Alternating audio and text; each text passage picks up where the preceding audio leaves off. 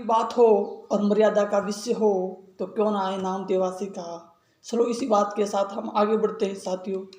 मैं ऐसे उदाहरण के बारे में बता रहा हूँ जिसके कारण अपन समझते हैं कि मुझसे ये नहीं होने वाला, या मुझसे वो अधिक होशियार है, ऐसा कर सकता है, मैं उसके जैसा नहीं कर सकता हूँ। तो ये अपनी सोच बहुत गलत है। अपन जिस सिरे से चाह से शुरुआत करेंगे तो यकीन मानिए बहुत ही आगे बढ़ेंगे। हमारे अंदर आत्मविश्वास और आत्मबल होना चाहिए। तो लीजिए एक छोटे से उदाहरण के माध्यम से समझते हैं कि एक ऐसा व्यक्ति जो मंदबुद्धि, कमजोर और परिस्थितियों से लड़ने वाला, जिसने कभी पढ़ाई लिखाई की नहीं हो, वो धीरे धीरे बड़ा होता है और सक्षम इंसान बन के उभरता है। तो किस प्रकार से उभरता है देखिएगा। एक छोटा सा बालक होता है जिसको कपड़े पहनने का भी सही ढंग से सलीका नहीं होता है, स्नान करने का भी पता नहीं, अपने मन में आए जैसे काम करता है, रोजी रोटी यानी जीवन को चलाने के लिए लकड़ी काटता है, जंगल से लाता है और बेचता है और अपना गुजारा करता है। और कभी कभी तो उसके ऊपर मानसिक तनाव इतना बढ़ जाता है, इतना तेज होता है कि उसे समझ में नहीं आता कि वो खुद क्या काम कर रहा है। उसको पता ही नहीं होता है कि उसकी ज़िंदगी किस मोड़ पर आकर और किस रूप में बदलने वाली है और उसके अंदर क्या काबिलियत छुपी हुई होती है। उन सभी चीज़ों से वो अनजान होता है। तो उसी पासी के राज्य के अंदर एक स्वयंवर की रचना होती है। वो राजा अपनी पुत्री को ऐसे व्यक्ति के साथ शादी करवाना चाहता है जो विद्वान हो, क्योंकि उसकी पुत्री संस्कृत की महान विद्वान होती है, व्याख्याता होती है। तो वो बड़े बड़े पंडितों को बुलाता है, लेकिन सभी पंडित उसकी शास्त्र के अंदर उसकी पुत्री के सामने हार जाते हैं। ऐसी स्थिति में राजा को अभिमान हो जाता है और सभी पंडितों का बहिष्कार करता है, उन्हें बहुत कुछ सुनाता भी है। तो इसका बदला लेने के लिए पंडित अपने मन के अंदर ये विचार करते हैं कि राजा ने भरी सभा में हम लोगों को अनप शनाप बोला है, तो हमें इसका बदला लेना चाहिए। ऐसी स्थिति में वो राजा से कहते हैं कि तुम्हारी पुत्री के लिए योग्य वर हम ढूंढ कर लाएंगे, और मन के अंदर विचार करते हैं कि इसके साथ किसी न किसी प्रकार से छल कपट तो होना ही चाहिए। ऐसा सोचकर वो जंगल के अंदर चले जाते हैं ऐसे व्यक्ति को ढूंढने के लिए जो सबसे मूर्ख हो। तो जंगल के अंदर देखते हैं कि एक लड़का नदी के किनारे पेड़ खड़ा हुआ है और पेड़ के ऊपर जिस डाली पर बैठा हुआ है उसी डाली को काट रहा है। जैसे ही वो डाली कटेगी, गिरेगी, तो वो सीधा नदी के अंदर गिरेगा। तो वो पंडित विचार करते हैं कि इससे बड़ा मूर्ख कोई हो ही नहीं सकता। जिस डाली पर बैठा है उस डाली को ही काट रहा है, मौत को सीधा निमंत्रण दे रहा है। पंडित उसके पास में जाते हैं और उन्हें बुलाते हैं कि आ जाओ। नीचे उतारते हैं, स्नान वनान करवा के तैयार करते हैं कि कंडीशन उसकी बहुत खराब होती है, उसको पता ही नहीं होता है। तो पंडित उसको लेकर राजा के दरबार में जाते हैं और राजा को कहते हैं कि ऐसे हम व्यक्ति को लेकर आए हैं जो तुम्हारी पुत्री को शास्त्र के अंदर हराने में सक्षम है, हरा सकता है। तो राजा ने कहा ठीक है, पुत्री को बुलाते करते, लेकिन राजा ने कहा उन महाशय की एक शर्त है कि वो मुंह से नहीं बोलेंगे, जो भी बात करेंगे इशारों में ही करेंगे।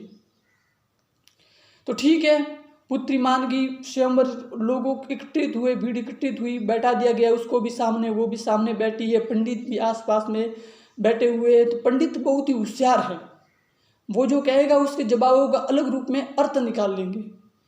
लड़की आई बैठी थी, उसने ऐसे अंगुली कर दी एक कि भगवान एक है।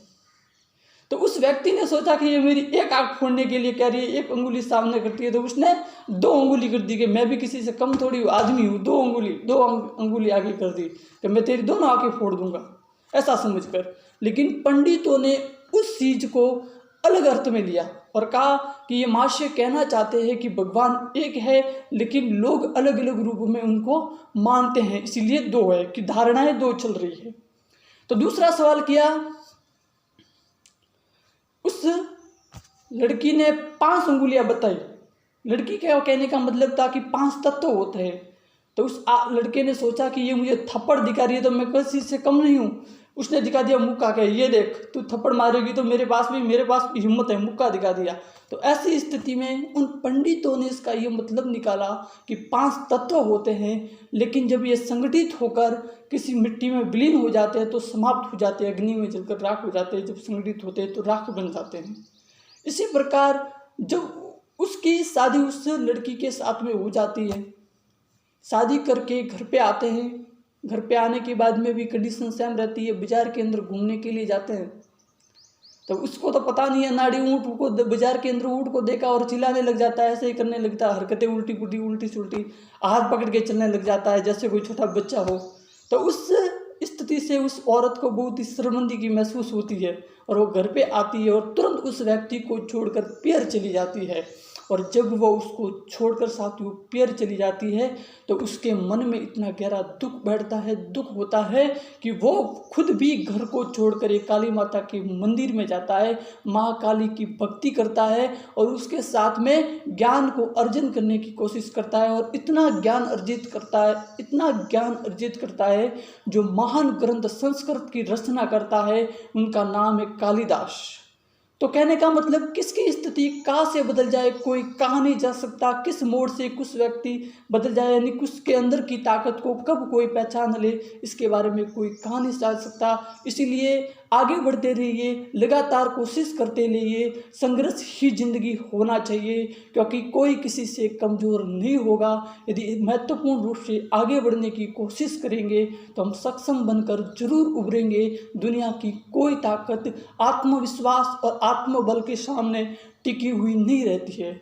देर जरूर हो सकती है, लेकिन आपकी मेहनत कभी बेकार नहीं जाएगी और आप महत्वपूर्ण बन के जरूर आगे बढ़ेंगे, जरूर सक्षम होंगे।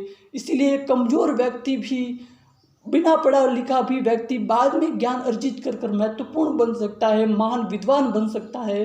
तो हम और तुम तो लगातार संघर्ष कर रहे हैं, तो आपकी कभी निश्चित रूप से कभी हार नहीं होगी और आप जीवन के अंदर महत्वपूर्ण रूप से सफल होंगे। बस ज़रूरत है तो मन के अंदर सच्चे विश्वास की और उस लक्ष्य के प्रति आगे बढ़ने की। तो आगे बढ़ते रहिए, बिना सोचे समझिए, उसके प्रति समर्पित हो जाइए, तो आपके जीवन में कभी बाधाएं नहीं आएगी। और जो धन्यवाद।